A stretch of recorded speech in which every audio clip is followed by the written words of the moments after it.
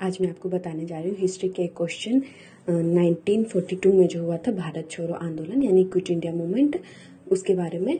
तो हमारा ये क्वेश्चन है कि 1942 के भारत छोड़ो आंदोलन के दौरान बिहार में जन भागीदारी कैसी थी, यानी बिहार के परिप्रेक्ष्य में हमें भारत छोड़ो आंदोलन के बारे में बताना है।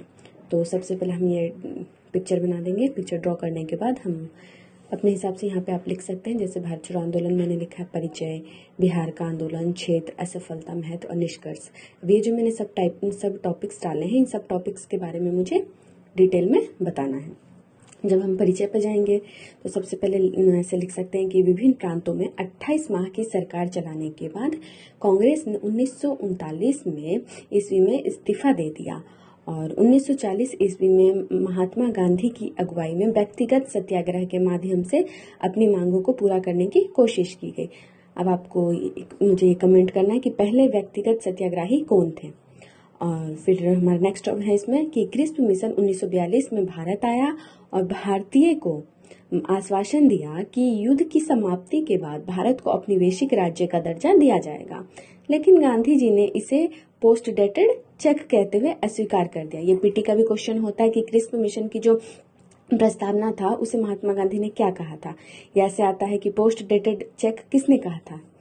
और फिर नेक्स्ट है हमारा क्रिस्प मिशन की असफलता तथा द्वितीय विश्व युद्ध में जापान की जो लगातार सफलता है, इन सब से भारत में क्या हो रहा था कि जो लोग थे उन्हें ये विश्वास हो रहा था कि हम आक्रोश कर सकते हैं और हम जीत भी सकते हैं ब्रिटिश के खिलाफ।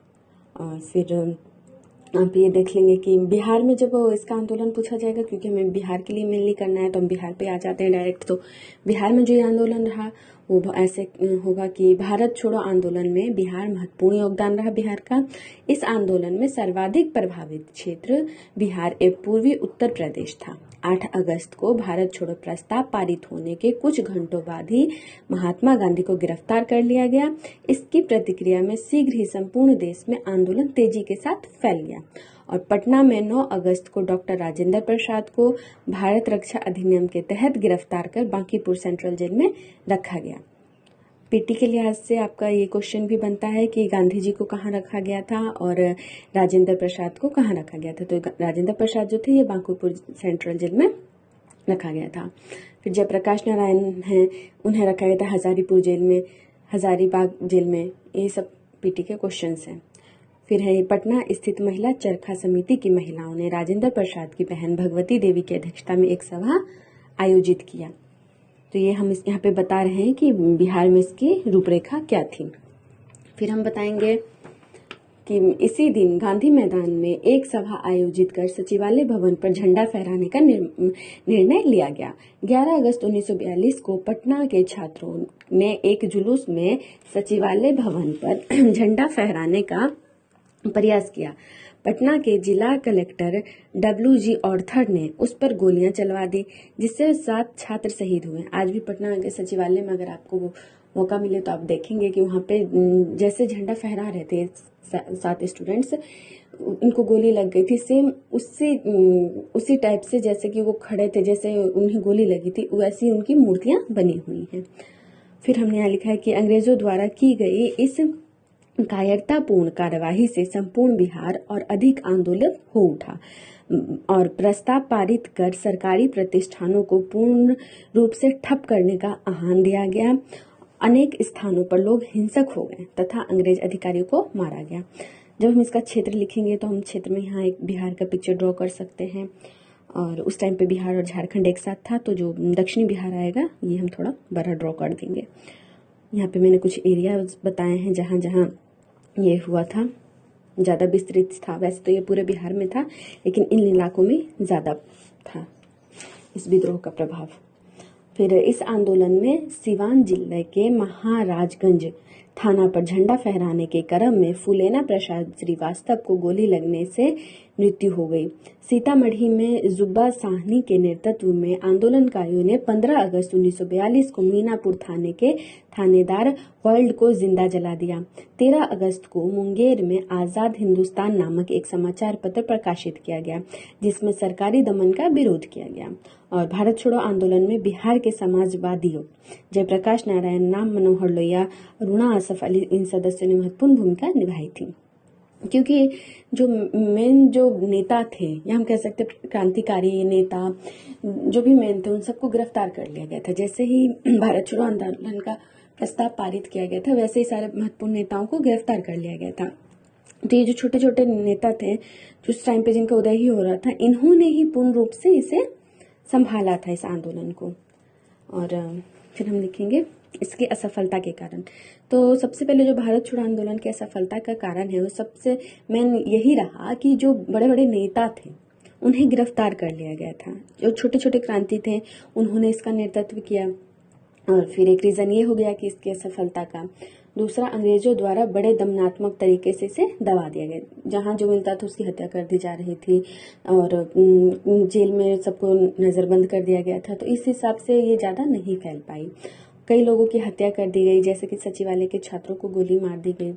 और इसका मुख्य केंद्र जो था ना वो मेनली बिहार और पूर्वी उत्तर प्रदेश था। पूरे भारत में भारत छोड़ो आंदोलन इतना विस्तृत रूप से नहीं फैला हुआ था। तो ये सब रीजंस थे जिनके कारण कि ये असफल रहा। इसका महत्व क्या था? तो इसका महत्व ये था कि भारत छोड़ो आंदोलन का एक विशेष महत्व यही था कि इस आंदोलन में जो प्रसार हुआ वो संपूर्ण बिहार में था। कि जैसे नॉर्मली जो होते थे, जैसे कि और जो भी कोई जैसे संथाल विद्रोह हुआ, मुंडा विद्रोह हुआ, ये सब पूरे बिहार में नहीं फैला हुआ था। लेकिन भारत छोड़ो आंदोलन जो हुआ ये पूरे बिहार में फैला हुआ था। तो ये एक इसका महत्व रहा। और इसमें बिहार की महिलाओं ने भी भाग लिया, जैसे फुलेना प्रसाद और रानी देवी ने थाना भवन पर झंडा फहराकर गिरफ्तारी दी। खुद इन्होंने अपनी गिरफ्तारी दी। फिर महिला चरखा समिति की महिलाएं थी, इन लोगों ने भाग लिया था। और छपड़ा में जो शांति देवी थी, इन्होंने नारा दिया था कि पुलिस हमारा भाई है। इस हिसाब से ये महत्वपूर्ण रहा। और 1942 में ही जयप्रकाश नारायण को गिरफ्तार कर हजारीबाग जेल में डाल दिया गया था। 8 नवंबर 1942 को जयप्रकाश नारायण ने अपने साथियों के साथ भागकर नेपाल की तराई में शरण ली और आजाद दस्ते का निर्माण किया। ये क्वेश्चन भी आता है पीटी में कि आजाद दस्ते का निर्माण किसने किया? तो जयप्रकाश नारायण ने किया। कहाँ किया? तो नेपाल के तराई क्षेत्र में किया। और ये जब जेल से भाग गए थे तब इन्होंने इसका निर्माण किया था, स्थापना की थी। और फिर इसका नेक्स्ट है कि सियाराम दल। ये एक दल था जो कि भागलपुर के थे, सियाराम सिंह, उन्होंने इसका उदय किया था, ये संगठित किया था। और इसमें जो है नौजवानों को अस्त्र शस्त्र चलाने और छापा मार युद्ध की रणनीति की प्रशिक्षण दी जाती थी। यानी उन्हें बताया जाता था कि कैसे आप युद्ध में अस्त्र शस्त्र चला सकते हैं, बंदूक वगैरह चला सकते हैं। जब हम इसके लास्ट में निष्कर्ष पे आएंगे तो फिर हम यहाँ पे जो भी हमने इसमें डिस्क्राइब किया है हम उससे छोटे छोटे रूप में यहाँ पे लिख सकते हैं। जैसे मैंने लिखा है कि अतः हम देखते हैं कि भारत छोड़ो आंदोलन सरकारी नीतियों के खिलाफ भारतीय जनता का जन आक्रोश था और यह बिहार के परिप्रेक्ष्य में भी अत्यंत महत्वपूर्ण रहा।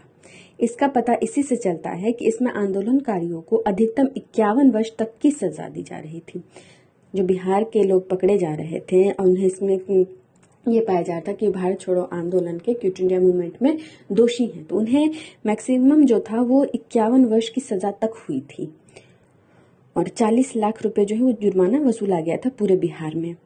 यह आंदोलन इतना प्रभावित रहा कि इसके कुछ वर्षों बाद ही 1947 में भारत को स्वतंत्रता मिल गई। तो इस हिसाब से मैंने इसका आंसर दिया है और आज के लिए इतना ही। मिलते हैं नेक्स्ट वीडियो में। Thank you.